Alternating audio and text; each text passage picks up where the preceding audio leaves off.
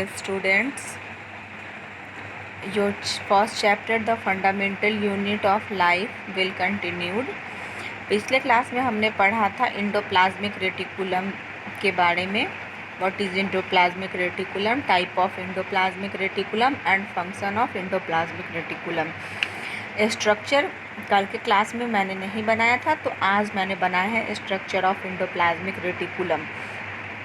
जब हम endoplasmic reticulum के बारे में पढ़ रहे थे तो मैंने आपको बताया था कि ये न्यूक्लियर मेम्ब्रेन से लेकर प्लाज्मा मेम्ब्रेन तक फैला हुआ रहता है और ये पूरे सेल में ट्रांसपोर्टेशन का कार्य करता है। तो आप इसके फिगर को गौर से देखेंगे, ये न्यूक्लियर मेम्ब्रेन है और ये प्लाज्मा मेम्ब्रेन है। मैंने एक ही साइड बनाया, ऐसा ये पूरी तरह से सेल में होता है। क्लियर? आप देखेंगे अगर न्यूक्लियस से किसी चीज़ को बाहर निकलना है तो वो इंडोप्लाज्मिक रेटिकुलम द्वारा होता कहीं भी जगह बंद नहीं है और वो प्लाज्मा मेम्ब्रेन से होकर बाहर चला जाता है। क्लियर ना?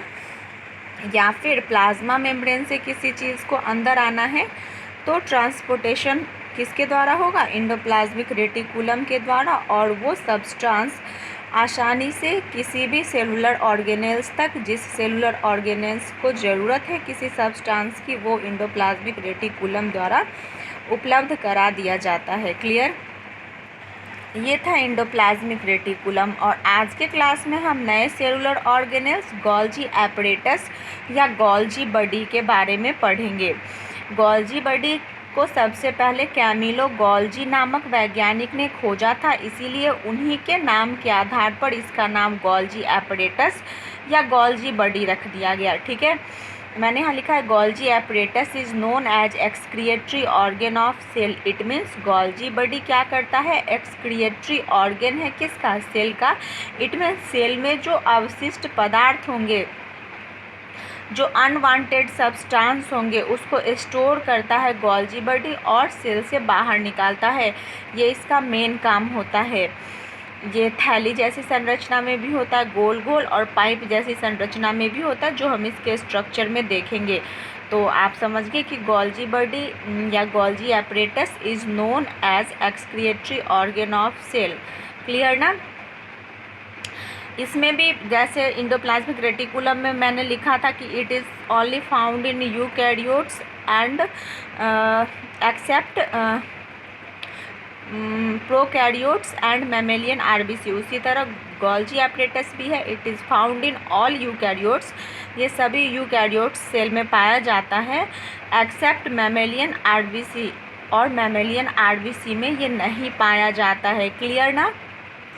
Let we see the structure of Golgi body. देखिए ये दो तरह का होता है, जो ट्यूब जैसी संरचना है उसको सिस्टर्नी बोलते हैं और जो गोल गोल थैली जैसी संरचना है उसको वेसल्स बोलते हैं। क्लियर? ये दो स्ट्रक्चर में होता। अब पढ़ते हैं function of Golgi body. Clear ना? तो आइए पढ़े function of Golgi body. Golgi body involved in repair and synthesis of cell membrane. यानी गोल्जी बॉडी क्या करता है? रिपेयर करता है सेल मेम्ब्रेन को और उसको सिंथेसाइज करता है। ये इसका फर्स्ट फंक्शन था। मैं जो भी फंक्शन लिखती हूँ वो किसी भी चीज़ का मेन फंक्शन होता है। इसके अलावा भी बहुत सारे फंक्शन होते हैं जो आप अपने बुक की हेल्प से पढ़ सकते हैं। दूसरा फंक्शन है they are formed by Golgi apparatus. Sorry दूसरा फंक्शन यहाँ दे लिखा गया था, यहाँ होगा lysosome are formed by Golgi apparatus. It means lysosome किसके द्वारा बनता है? गोल्जी एपरेटस के द्वारा। उसके बाद नेक्स्ट फंक्शन है all type of substances which are to be secreted or excreted are packed in vessels by Golgi body। Vessels में क्या होता है कि सभी प्रकार के सब्सटेंस जो एक्सक्रिएट किए जाते हैं, जो अवांछित होते हैं, उसको पैक्ड किया जाता है वेसल्स के द्वारा। नेक्स्ट जो फंक्शन है वो component of cell wall except cellulose are synthesized by Golgi body. यानी गोल्जी बॉडी सारे सेल वॉल के जो कंपोनेंट होते हैं उनको सिंथेसिस करता है, किसको छोड़कर? सेल्यूलोज को छोड़कर। Complex and special sugars are made by Golgi body. ये शुगर जिसको हम लोग ग्लाइकोजेंस ये सब कहते हैं, वही उस शुगर का निर्माण करता है गोल्जी बॉडी। ये था फंक्शन ऑफ गोल्जी बॉडी। अब आती है होमवर्क की बारी, तो let we see our homework. सबसे पहला क्वेश्चन मैंने राइट और लर्न करने के लिए दिया है, draw a diagram of endoplasmic reticulum, जो मैंने अभी अभी पढ़ाया है। नेक्स्ट है व्हाट इज़ गोल्जी बॉडी, और तीसरा और लास्ट क्वेश्चन है describe the function of Golgi body. Bye bye, take care of your self and other, stay home and save your life.